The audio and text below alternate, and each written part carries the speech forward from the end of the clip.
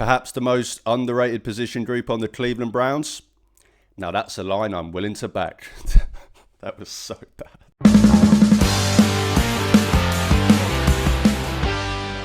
Hey guys, welcome back to my channel, or if you are new here, then please do me a favour and hit that subscribe button.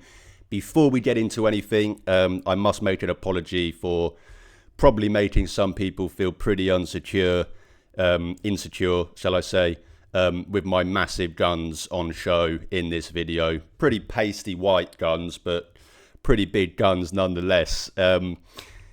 We're experiencing a heat wave in the UK. I know based on some of my most recent tweets that, you know, Americans like to poke fun at us British people dealing with the heat. Look, we're not used to it. We're used to rain and 15 degrees. So, you know, when we have a week of 30 plus, it's pretty hard for us Brits over here. I would have done this video topless, but, you know, with the weapons I'm already showing, if I was to go and show the whole arsenal of weaponry, I think this video would be flagged on YouTube because I'm pretty sure it's no weapons allowed. But enough jokes. Let's get serious. It's time to put my nerd glasses on. We're going to do some position group breakdowns. All position groups leading up to training camp.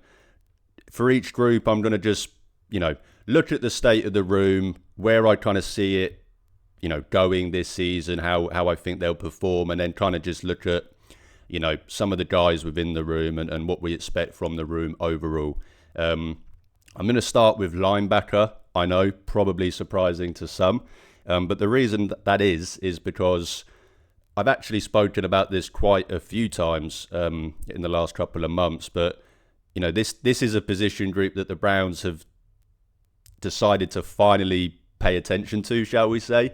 You know, without a doubt, this is the room that they've kind of paid the least amount of attention to. They've allocated the least amount of resources to under this current regime. You know, why is that? I mean, you know, Jim Schwartz's defense, you could argue it's the least most important position group on that defense. Of course, the most important being the defensive line, followed closely by the secondary. You know, they like to get after the quarterback. They like to play man. They like to force turnovers. They like to get 3 and outs, and you know that is heavily reliant on this defensive line and the you know, the cornerbacks and the DBs as a whole. But I think this season we will see more from this linebacker room than we have seen in previous years, and I think that's a combination of, as I said, actually investing some resources into the room, but also I think Jim Schwartz will incorporate these guys a little bit more. You know, last year the defense took a slight step back from 2023, not massively. They were still by far the best unit on the Browns, but you know, my biggest gripe with the defense last year was the run defense, and you know, linebackers, if they have any role to play, it's to shore up that run defense. So I do think that we will see a bit more from these guys this year than we have seen the previous years. You know, the Browns, they're a 4-3 base defense, but as we all know, you know, they play a lot of nickel, they play a lot of sub packages. I haven't got the splits in front of me, but you know, I'm pretty sure they play more 4-2-5 in that kind of nickel formation than they do, you know, the traditional 4-3, which means there's only 2 linebackers on the field at any go. But you know, let's just, for the depth chart reasons, assume we're just in a base 4-3 defense. You know, the Browns starters this year, in my opinion, Carson Schwessinger, I've said multiple times on here already, I think he's going to be a day one impact starter. I think he's going to start as a rookie. He'll probably start as the will. And just to give a little breakdown, I suppose, for anyone that gets confused by the terminology, because I sure used to get very confused by it. Obviously, the will linebacker, the weak side linebacker, middle linebacker, that goes without saying. And then the Sam, the strong side linebacker. Strong side in a 3-4 usually is that pass rusher, but in the Browns in a 4-3 scheme, their job is more to set the edge. They're usually the bigger bodied guys.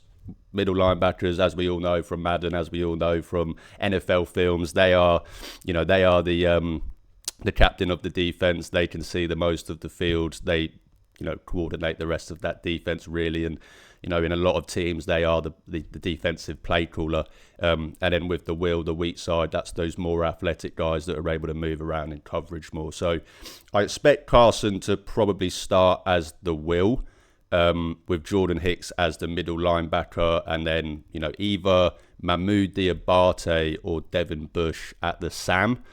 I would say Devin Bush probably gets the nod, but with everything he's been dealing with this off-season, I would not be surprised that if the Browns enter the season and their three starting linebackers are Carson Schwessinger, Jordan Hicks, and Mahmoud Diabate. Of course, they've got Jerome Baker in that room as well. Winston Reed, who I've sang his praises a lot. I was really impressed with the limited snaps that he had last year. And of course, Nathaniel Watson, who we didn't get to see that much of, but is one of those Swiss Army knife type linebackers that we could, if we see a jump from this year, will definitely create a lane for more snaps on this defense. So that's kind of the guys. As we know, JOK is out for the season. It sucks because I've said it before. If JOK wasn't injured, there's an argument to be made that this is one of the better linebacker rooms in the NFL, which is crazy considering, as I said at the start, how much they've kind of, looked over this position under this current regime.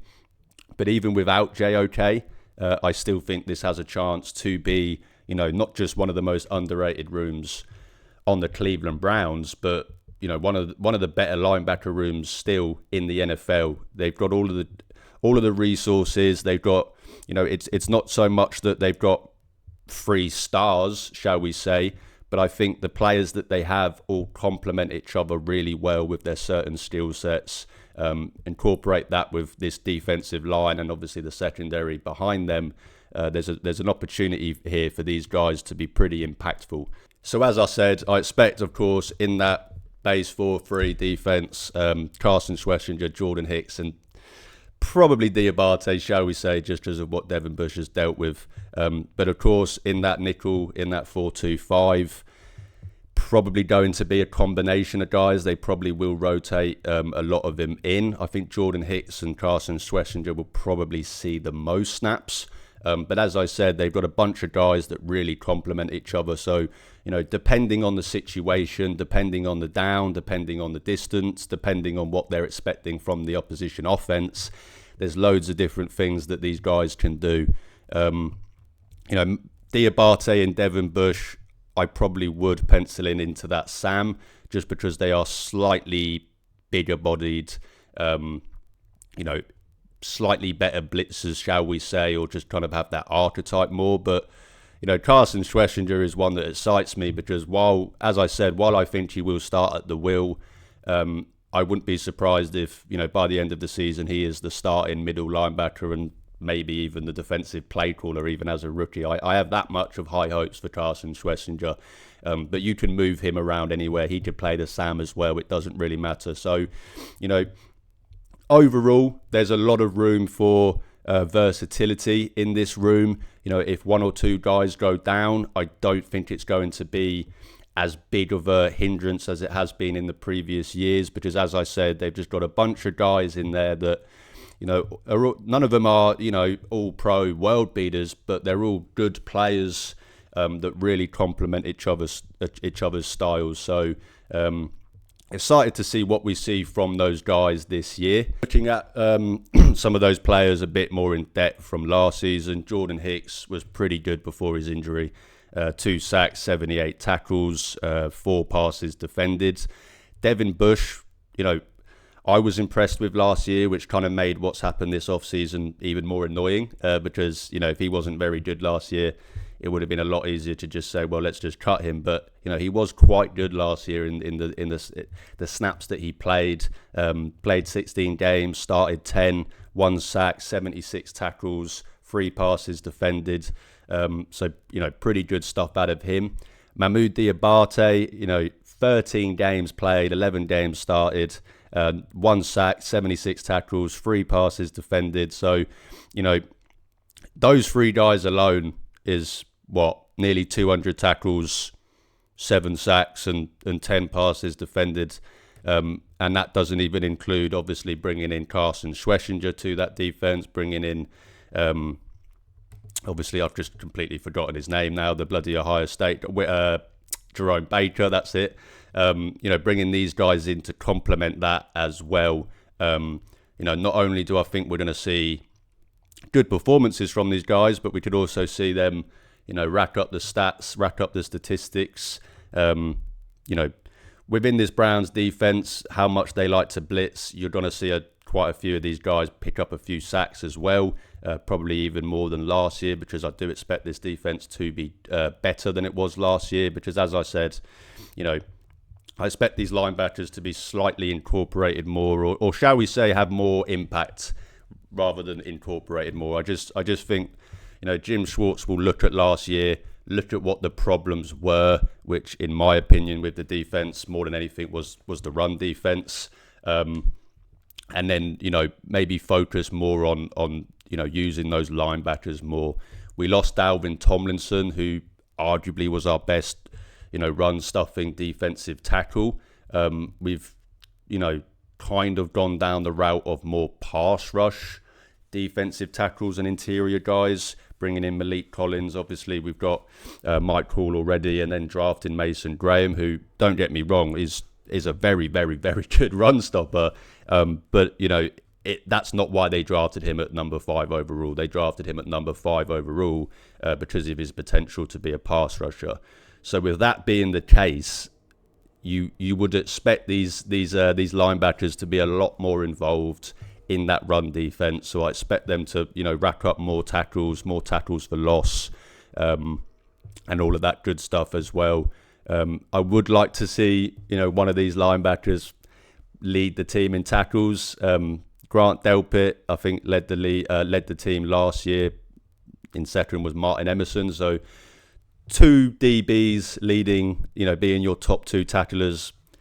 Don't really want to see that again this year, because that shows you that guys were, getting into that second level. They were able to, get past the Browns defensive line, get past those linebackers, get through those gaps, and it was down to the secondary to make those tackles. If that's the case, then obviously the other team is picking up yards. That's something we don't want to see. So it would be nice to see one of these guys come in and lead the team in tackles. And if it's anyone, Carson Schlesinger or Jordan Hicks, I'd probably go Carson Schlesinger, just because I think he can be moved around in that linebacker room more. And as I said earlier, with the kind of sub packages that they play, I think Carson Schlesinger will get the most snaps out of any of the linebackers. So hopefully we get a linebacker lead the team in tackles next year, and that will kind of, signal that this Browns run defense got better and they were able to kind of, shut down the run a bit more. But overall, as I said, I expect this room to be improved. I expect to see more from this room than we have seen in previous years. Really excited to see what Carson Schlesinger can do. Really excited to see what Mahmoud Diabate can do. Really excited to see what Winston Reid can do. I'm excited for a lot of these guys, and that's why I wanted to start with this one. That's why I've kind of brought up linebacker quite a few times, over the last couple of months, because I do expect this room to be better, and it encourages and it excites me more than it has done probably any year under this current regime. The Browns will probably take 6 on the roster on the 53. Carson Schlesinger, you can write him in now. Same with Jordan Hicks. Same with Diabate. Same with Jerome Baker. So then it basically comes down to Winston Reid, Devin Bush, Nathaniel Watson, and technically Easton Arnold. I'm not even going to try to say the first barrel of that name.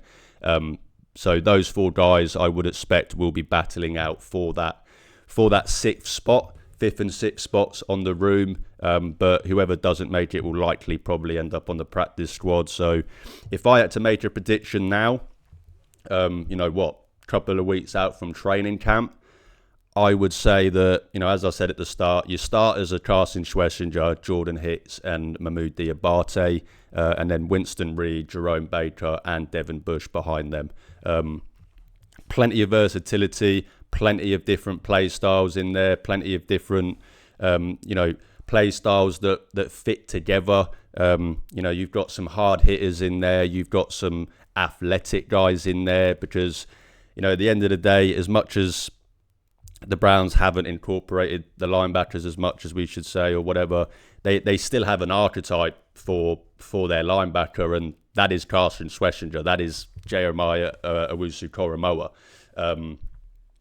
They like those guys to be athletic but versatile. They like them to be able to fill multiple roles across that linebacker role. You've got to be athletic to be able to cover, but you've got to be strong enough to be able to stop the run and shoot gaps. But you also need to be smart enough to be able to play in coverage as well. And I think with a combination of Carson Schlesinger, Jordan Hicks, and Diabate as the starters, they've kind of hit all of those things in those three guys, and then they are just complemented even more with a Jerome Baker, Devin Bush, and Winston Reid as well. So, as I said, really excited to see what this room can do.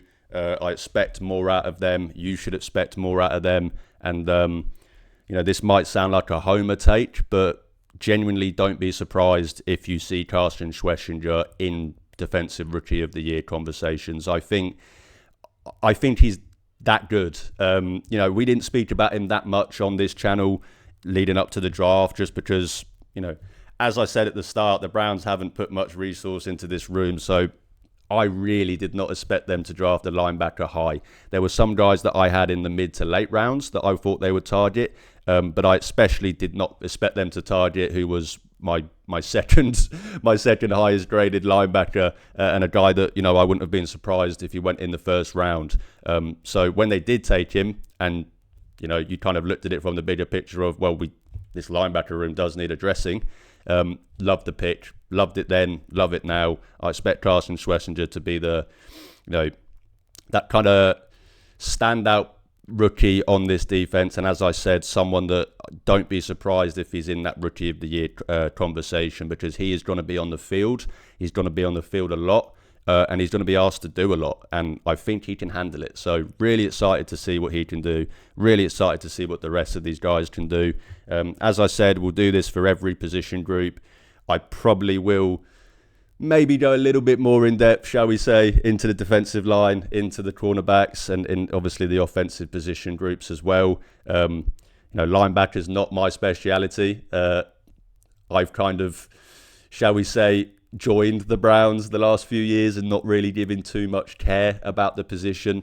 But I'm a changed man. I'm ready to put my focus on the linebacker position. Let's go to old school football with a new school swing, and let's see what these guys can do. But that will do it for me today, guys. As I said, we'll be doing this for all position groups, and I'll be doing a roster prediction as well when we get to training camp. And obviously, once training camp starts, we're full steam ahead, and we're pretty much got only a couple of days off before the season starts in between then, and we get pre-season. We technically have NFL this month with the Hall of Fame game, so not long now.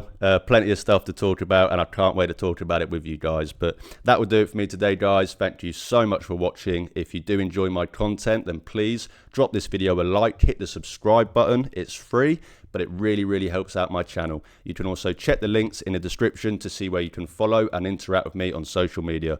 If you want to see me arguing with Americans about humidity and infrastructure, that's the place to go. But as always, guys, I'm trying to build a community of Cleveland Browns fans, and even if that means I only get to talk to one fan a day, I'm happy because I'm talking Browns football with the best fan base in the world. Thanks again for watching, guys. Remember, stay cool, stay hydrated, stay in the shade as much as you can, but most importantly, go Browns.